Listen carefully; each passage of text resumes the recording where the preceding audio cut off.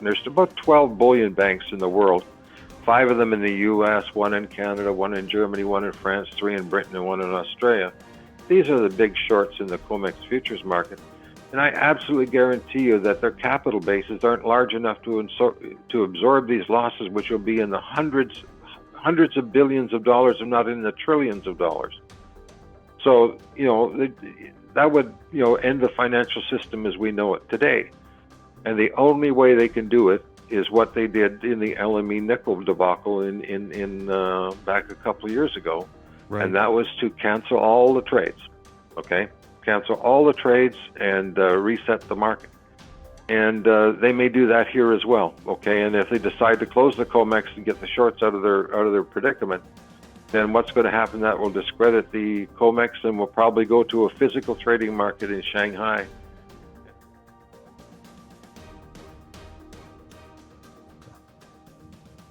You're watching Capital Cosm. My name is Danny. My guest today is Ed Steer. It is June 18th, 2025, and we sure have a lot to talk about, don't we, Ed? Yeah, there's no shortage of things going on in the world that are going to move precious metals and a lot of other things now and in the next few weeks. Obviously, the big news is the Iran-Israel conflict, but with that in the backdrop, what do you feel or think should be front and center for investors right now? What should be on the radar screen for precious metal stackers, etc.? Well, it's not just the precious metals. Off air before we started, we were talking about price of West Texas Intermediate crude, and at $75 a barrel, I consider that still to be very cheap for crude, and so do you. And we've had, as I mentioned, we had a $19 increase in the price of West Texas Intermediate crude since the first week of May. And none of that has shown up at the pump yet here where I live in Canada or where you are in Atlanta. And if there's all kinds of problems in Iran and the Americans start bombing it, I can absolutely guarantee you that the Iranians will close the Straits of Hormuz, and $75 barrel oil is going to look cheap 24 hours after that. So, everybody's just sort of waiting here with bated breath and watching Trump go completely unhinged and wondering what the U.S. and Israel are going to do between now and the end of the week. And it's sort of like we're on the cusp of everything going absolutely nuts, whether it be the precious metal prices or crude oil or whatever. But right now, and the whole world is just sitting here watching Trump and saying, what the hell is this guy going to do? So when he makes his move, then we'll see things change in a hurry. Yeah, we've definitely seen things play out as it relates to oil, although some may make the case that oil has been acting, somewhat range bound within the $72 to $75 price range when it comes to WTI. But as you and I were speaking, we'll get to gold in a second. As you and I were speaking off camera just before we hit record, oil's come back from the depths of the $50 range. So what do you make of this range bound consolidation in the lower 70s, Ed? West Texas Intermediate crude is what I call one of the big 6 commodities that's being actively managed in the COMEX futures market. The other 5 are gold, silver, platinum, palladium, and copper, and of course, crude. This has been going on forever. It's a paper game. Supply-demand fundamentals matter sometimes, but the fact of the matter is that if you look at who's long and who's short, the same people are short crude oil that are short the precious metals. So, like you pointed out, we've sort of been range bound. If you go back to the beginning of 2025, the first month of the year, crude was at $78 a barrel, and it worked its way lower until it hit, what was it, $56 back in early April, and then again in early May, and since then it's up $19 to $75. So, this is still paper trading, although the war in Iran has certainly kicked things off ever since, say, the start of June. We've seen the price of crude start to tick higher, and of course, in the last 3 or 4 days when Israel went in and bombed Iran, then it's really taken off higher. So, it's been range bound, but like I said, it won't be range bound much longer if the United States steps into this war and Iran closes the Straits of Hormuz. Yeah, and it seems like that's one of the big cards that Iran still has left to play that they haven't played yet. Because from what I'm understanding is that they're pretty much just offloading their old missile systems, like these old ballistic missiles and some hypersonic missiles sprinkled in between.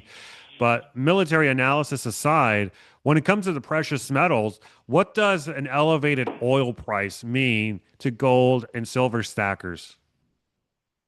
Well, it means that sooner or later gold and silver are going to follow. But like I just said, I mean it's one of the big six commodities and whose price is controlled in the COMEX futures market. Like I said, silver was closed above $37 yesterday, but it would have closed far, far higher than that if the Hmm. short sellers of last resort hadn't shown up and driven it lower. Then of course they finished the job today, and it's now back below $37 again. So gold and silver will take off higher, but by how much is unknown because, like I keep saying, this has been going on for decades now. This is not just something that happened today or this year or last year. I've been in this thing now for like since 1998, and it's always been the same. The big four, and the big eight shorts, which are all bullion banks or investment houses, have been massively shorting these rallies. So they not so much as the price doesn't go up, is that the price is it's a controlled rise. Hmm. Okay, and we're seeing that.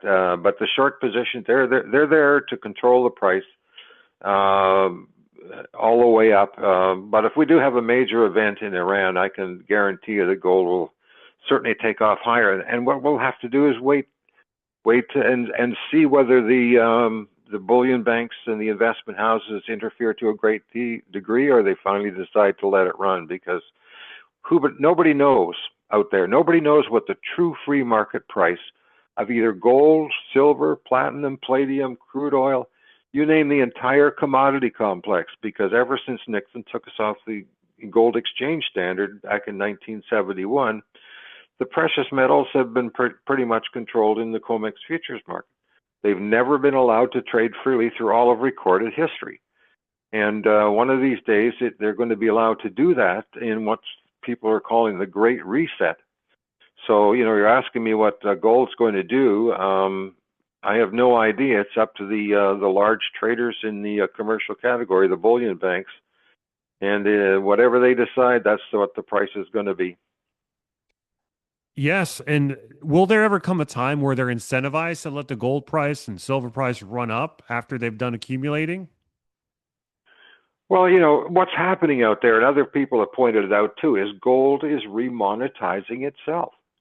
I mean, the stories out this past week, where what is gold is now the number two asset, Hmm. held by central banks after the U.S. dollar. And if they keep letting it rise, it'll soon be the number one asset. So you're seeing more and more countries out there, looking at dollar as gold as an alternative, including the BRICS. So over time, you're going to see gold return. It's already returned to the monetary system. I think was it the Bank for International Settlements now has it as a tier one asset. Whatever that means, there's all kinds of meanings to what the tier one asset is. But let's face it, gold is returning to the to the world financial system as a monetary asset in a big way. In order for it to be really important, it has to be priced at many, many, many multiples of what it is today.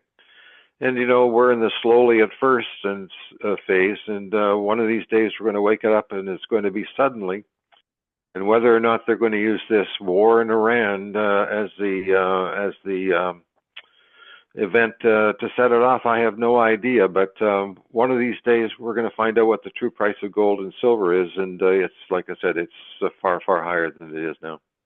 If things continue to escalate when it comes to all these different theaters of war, but the one hot one right now is obviously the one in the Middle East.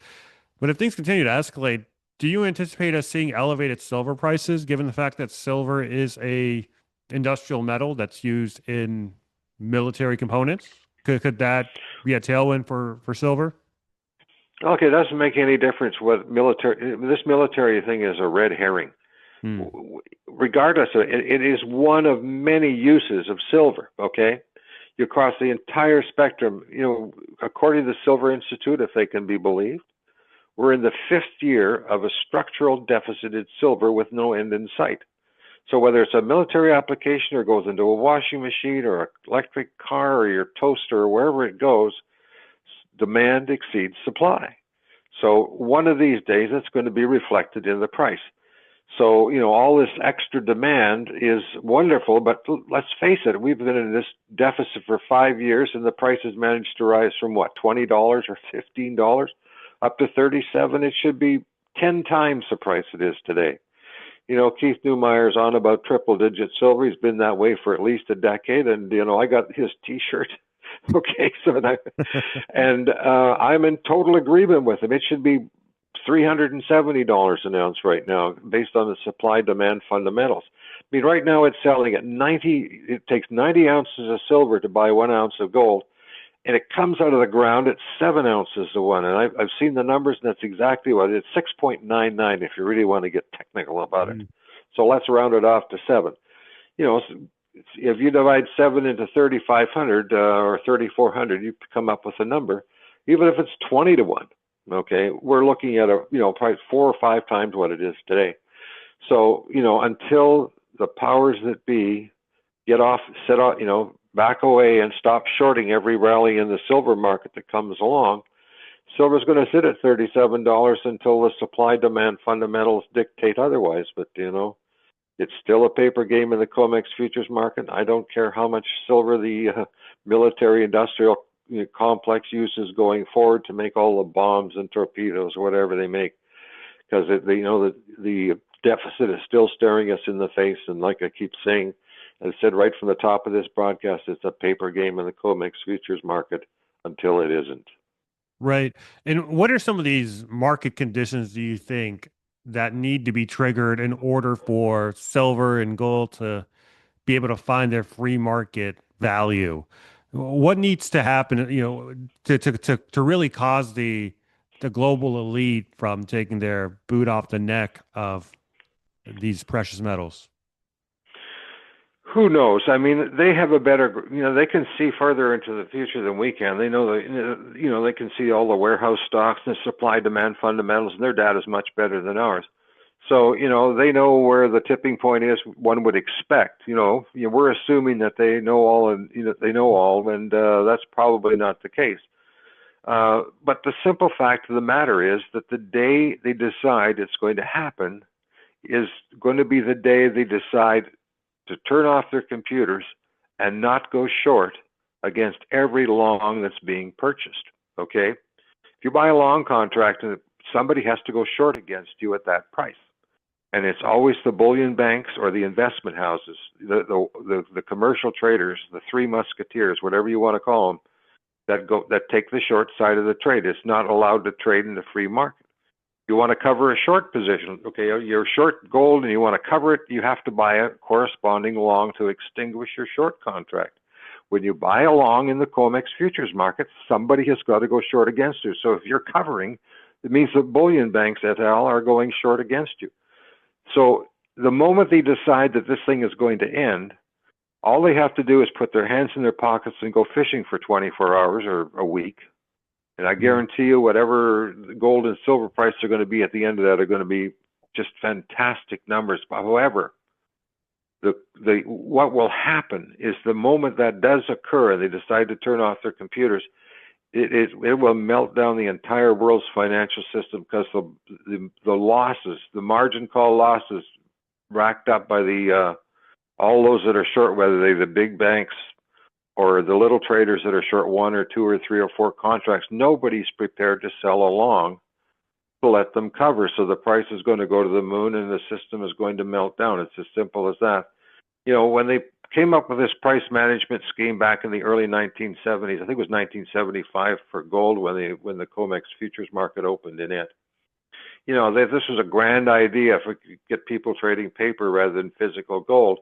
But they, silver, gold, platinum, palladium, they never gave any thought to that someday, 5, 10, 15, 20, 50 years down the road, like we're at today, how the hell are they going to get out of this? There's just absolutely, there's only one way to get out of this without melting down the financial system, and that's to close the COMEX futures market in the four precious metals, and maybe copper and a whole bunch of other commodities as well, because the short positions in crude and copper, are big enough to choke a horse and bring down several financial institutions. And the only way out of this, Ted Butler, rest in peace, Ted. Ted Butler and I went on about this all the time, and he knew perfectly well there would be a short squeeze someday, and he came out with an essay in September of 2023 called "The Bonfire of the Silver Shorts." And I should send you the link to that, and you can put it below the our interview, because it's certainly worth reading. And he says we're going to see a melt up in silver, gold, you name it. You go across the entire commodity complex, we're going to see a melt up. And my answer to Ted was, I agree with you 100%. He's not the only person that's talking about that. Lots of other, so-called silver experts, and gold experts say we're going to see this happen. That's true enough. But the moment it does, it's going to melt down the financial system, because the banks that are short, and there's about 12 bullion banks in the world, 5 of them in the U.S., 1 in Canada, 1 in Germany, 1 in France, 3 in Britain, and 1 in Australia. These are the big shorts in the COMEX futures market. And I absolutely guarantee you that their capital bases aren't large enough to absorb these losses, which will be in the hundreds of billions of dollars, if not in the trillions of dollars. So, that would, end the financial system as we know it today. And the only way they can do it is what they did in the LME nickel debacle in back a couple of years ago. Right. And that was to cancel all the trades, okay? Cancel all the trades and reset the market.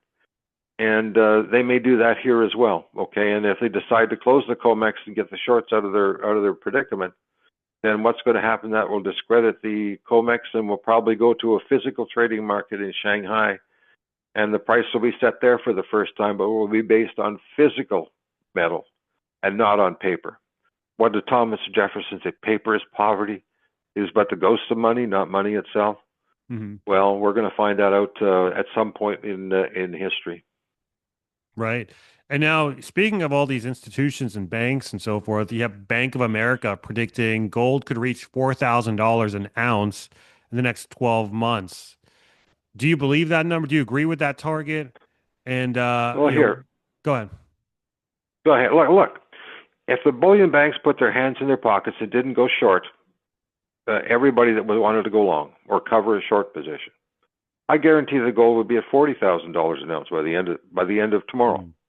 Okay, because there's no person in their right mind. Everybody in the world is long against 12 bullion banks, and there are thousands of traders that are long platinum, palladium, gold, silver, copper, West Texas Intermediate crude, every other commodity on planet Earth. It's only the banks that are sitting there as short sellers of last resort and not-for-profit sellers.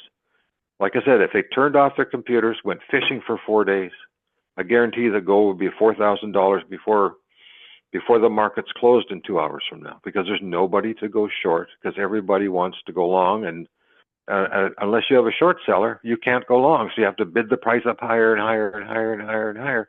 And if you're short and you're short at $2,000, you have to bid it up to $5,000 or $10,000 to cover.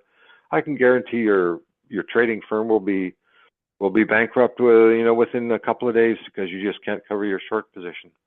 That happened to Bear Stearns, and the only reason back in 2008, mm-hmm. And the only reason that it didn't melt the market down is because the Fed came along and asked Jamie Dimon, "Would you please save our asses by taking over Bear Stearns, and you can have your way with the gold and silver markets?" And they've been doing that ever since. So, so that's how they got out of that situation. But now it's a worldwide phenomenon. It involves every commodity, and there's no way that anybody can bail them out.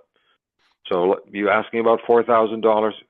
It could be $4,000 within the hour if the guys turned off their computers and didn't go short. It would be there in New York minute. Speaking of Jamie Dimon, did you hear this recent comment from him talking about how people need to be not just invested in the market, but also in beans and bullets? What do you think he meant by that? Well, I think that's this cute way of saying that we're going to see a meltdown in the markets, and everybody is predicting. We're the biggest financial bubble the world has ever known in recorded history. We've been living in this thing since what? Basically, since we went off the gold standard and paper money, everybody's been on paper Hmm. money standard since. So, I mean, that's just a cute way of saying what but everybody else been saying along is that this is unsustainable. All the big traders out there. Um, uh, I can't think of some of these guys' name, but they're buying gold and they're telling people to buy gold. I mean, these are the big hedge fund managers that are well known in the world. And Jamie's just saying the same thing, man. Things are going to get really, really dicey. So uh, get the hell out of paper and buy physical commodities and food and bullets and stuff like that because he's starting to sound like a lunatic fringe person himself, but he's just giving fair warning that sooner or later this is all going to come crashing down. Yeah, well, speaking of the other white metal, aside from silver, you've got platinum. Platinum's been making some serious moves lately. It's at well over $1,200 at the time of this recording. I believe it's still at actually no, it's at 1316 right now. Platinum's been outperforming both gold and silver the last couple of weeks. What's your view on platinum? We haven't talked much platinum, you and I, so I want to get your take on platinum. Well, platinum is just the same as silver. Platinum is, I've been writing about this for 20 years. Platinum is the bullion bank's number two problem child after silver. Hmm. It has the second largest short position in days of world production of any commodity. It's right behind. It's right behind silver. At least it was at one time, but this short covering rally has changed that. And funny you should bring it up because I've got it sitting on my computer screen because I thought you might. So in last week's commitment of traders report, and the cutoff was at last Tuesday. Okay, that showed that the everybody, the managed money traders, and everybody that was massively short um, silver or platinum in their portfolios covered a huge amount of their short positions. So I think the managed money traders covers 4,600 contracts, and the other non-reportables covered another 765. That's 5,300 contracts worth of shorts that were covered by these guys. So short covering, what means you have to do is you have to go into the market and buy a long, and the act of buying all the longs to cover these short positions is what drove the price up last week and what drove the price up this week and what drove it up today. So everybody is in a mad scramble to cover their short positions, and this is the result, a melt up in the price. The opposite of that is that as you buy, as I told you before, if you go into the market to cover a short position by buying an offsetting long contract, somebody has to go short against you. Okay, and that's the bullion banks, the same bullion banks that are going short against silver and gold and platinum and palladium and copper. It doesn't make any difference. So they're going massively short. So they can cover all the short positions they want, but that's going to drive the price. And like I said, if these bullion banks weren't there to cover that short position, palladium would be or platinum would be at $12,000 an ounce right now. It's just the fact that they're prepared to go short against all comers is what prevents the price from, instead of being up $65 like it is right now, be up $6,500. And like I said, silver would be at some rather large three-digit number. As long as these bullion banks, the big four and the big eight traders, are prepared to go short against everybody that's going long, the prices are going to be controlled. But if you look at platinum, like you just said, if that's a sign of things to come, but they're still going short against it. I mean, it's a monster move. You look at $65, say, wow, that's really impressive. Like that's 5% almost. But I can tell you right now, if there was nobody to go short against these longs, the price would be at the moon by now. Yeah, yeah, it's very interesting to watch because platinum has been severely underperforming both gold and silver for years now, and the run that it's had so far has been really something to marvel at. You mentioned palladium as well. Let's go ahead and tackle palladium while we have you here. Ed, what's your view on palladium? Do we is it the number three on the list there after silver and platinum? No, it's number four. It's Okay. I've been writing about palladium for 25 years, and I don't devote much time to it because it's such a dinky market. And when I do my monthly bank participation report, this is a comment that I have about it, and I make it every month. The only reason that there's a COMEX futures market in palladium, like there is in platinum and gold and silver, is so that the powers that be can control its price. Okay? That's the only reason. It's such a dinky little market. I mean, I'm looking at palladium right now on the screen. The total open interest in palladium right now is 19,000 contracts. And in platinum, it's 99,000 contracts. So it's what, a fifth of the size. It's a dinky little market. In silver, the open interest is 174, and in gold, it's 417. So, it's the same thing in palladium. They're sitting on the price, and the only reason it has to move is because they don't allow it. If you look at the palladium chart, it rises and then it gets above a moving average, and they kick it downstairs again. They rises and they kick it downstairs. They've been keeping the lid on palladium for just as long as they have platinum, and it's just that they're allowing platinum to the shorts to cover. So the same thing exists in palladium. Nobody knows what the true price of palladium is because it's been suppressed for the last, well, God knows how many years. Same with all the commodities. Palladium is, I've heard from the Platinum Institute that there's a structural deficit in it too. I'm not at all surprised. I mean, low prices, like this, sooner or later means you're going to end up with a shortage, like silver. I mean, at $37 an ounce, it's so cheap that it's being used in everything right now, and it's a very essential commodity. So the only cure for low prices is low prices, and we're having the supply demand fundamentals in everything: platinum, palladium, gold, silver, and soon to be in copper. So palladium is just another one of these commodities that's being actively managed. And we don't know what its true price is either. And if they took off its price, it would be soaring to the heavens like platinum is right now. Understood. So looking at all these metals here, if you're like an average investor, and everyone has their own unique use case here, but one metal to invest more so than into any other, which one would it be? Would it be gold, silver, platinum, palladium? Which one do you think offers the best risk reward ratio here? Well, thanks for the softball question. I appreciate it. It's silver, of course.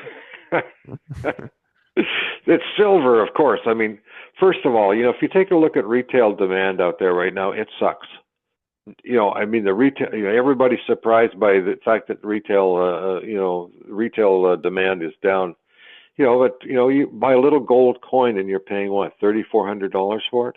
I'm looking at a 1 ounce gold coin and I'm saying, 3,400 for that? I don't think so. And in Canadian dollars, it's even worse. It's like 4,600 or something like that. So, people say, I'm just not prepared. But whereas silver, for an ounce, it costs you what?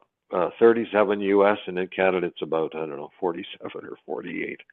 I mean, you can buy loads of this stuff, and it has the most upside potential. It's the most suppressed commodity in the history of mankind, price suppressed. I mean, they've been shorting this thing forever. And like I said, silver should be 10 times the price it is today. We're producing what, 820 million ounces of silver a year and using what, 1.2 or 1.3? How long can that go on? And the thing is that even if silver hit $1,000 an ounce, okay, tomorrow, okay, the supply would still be 820 million ounces a year. There just isn't the production out there either close, they can't ramp up production at all. And any new mines out there are years and years, if not decades away. So they've driven this thing into the ground so long that, the structural deficit, once it ends, okay, once this price management scheme ends, we're going to be in a supply deficit for years and years to come because the physical just doesn't exist, and there's no way they can dig it out of the ground because it takes a long time to build a mine. Yeah. All right, Ed. Well, thank you so much for coming on, my friend. Where can people find you if they want to see more of your work? Well, I write a column 5 days a week, 52 weeks a year, and it's about 260 columns a year. And you can go to my website, just Google my name, Ed Steer, Steer, gold and silver, and my website will pop up. There's a tab on there where you can there's a free sample column so you can see the kind of information that you get. If that sort of thing interests you, then the freight is US $100 a year for 260 columns, which is dirt cheap as far as I'm concerned. Sounds good. Guys, if you enjoyed this podcast, drop us a like and comment. Go, Ed, go in the comment section. If you disagreed with anything, that's fine too. But let me know what you disagreed on. I'm very interested in hearing your thoughts. I do, in fact, read the comments. So drop me your thoughts. I do read them. Subscribe to the channel so you don't miss another episode. And any sort of liking, subscribing, commenting, all that stuff really does go a long way in helping boost this channel in the YouTube algorithm. So much appreciated for all of your help here. Much appreciated for all of your time here. If you want to take a look at my Substack, capitalcosm.substack.com, you get the chance to ask all of my guests questions and recommend me guests in the future. And you also get a chance to check out all my work early, ad-free, and uncensored before the YouTube audience does. So with all that said, you guys, thank you so much for watching, and I will catch you next time. Bye.